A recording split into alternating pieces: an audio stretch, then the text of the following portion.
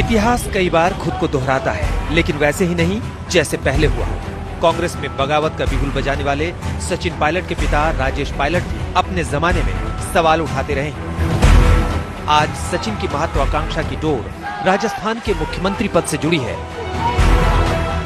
जबकि राजेश पायलट ने कभी अपनी इस महत्वाकांक्षा को नहीं छुपाया कि वो प्रधानमंत्री बनना चाहते हैं। बावजूद इसके नेहरू गांधी परिवार के प्रति अपने विरोध की डोर को कभी इतना नहीं खींचा कि पार्टी से नाता ही टूट जाए।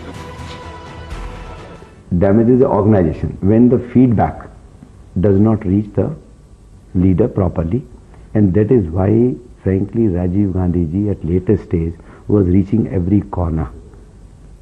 He wanted to know the people's mind. He wanted to know the people's reaction. 1980 में जब राजस्थान के भरतपुर से राजेश पायलट पहली बार एमपी बने, तब उनकी उम्र 35 साल थी।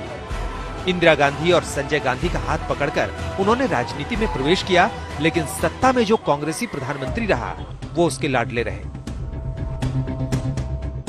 चाहे इंदिरा गांधी रही हो या राजीव गांधी या फिर पीवी नरसिम्हा राव, लेकिन राजनीति में सोनिया के पदार्पण के बाद नेतृत्व के सवाल पर कभी कभी ठन भी जाती थी। 1997 में कांग्रेस अध्यक्ष के पद के लिए सीताराम केसरी के खिलाफ शरद पवार और पायलट ने चुनाव लड़ा था, लेकिन हार गए। 1999 में जब शरद पवार ने सोनिया के विदेशी मूल का सवाल उठाकर कांग्रेस से अलग रास्ता लिया, तब पायलट ने सोनिया का पक्ष लिया। सियासत में संभावनाओं की खिड़की हमेशा खुली रहती है। राजेश पायलट ने हमेशा ही उस खिड़की को खोले रखा। पार्टी में फंक्शनिंग में डिसेंट्रलाइजेशन होगी, इनर पार्टी डेमोक्रेसी मजबूत की जाएगी। सेकुलरिज्म, जहां एक सवाल कांग्रेस पर लगा दिया गया 6 दिसंबर 1992 के इंसिडेंट्स के बाद, उस धब्बे को धोना पड़ेगा, जिससे हमारा सेकुलरिज्म का विश्वास वैसे ही बढ़ा रहे। साल 2000 में राजेश पायलट की सड़क दुर्घटना में मौत हो जाने के बाद उनकी पत्नी रमा पायलट को उनकी विरासत मिली।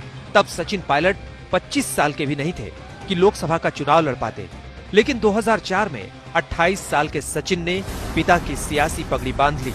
अब कांग्रेस की पहनाई वो पगड़ी खुलती नजर आ रही है। आज तक ब्यूरो।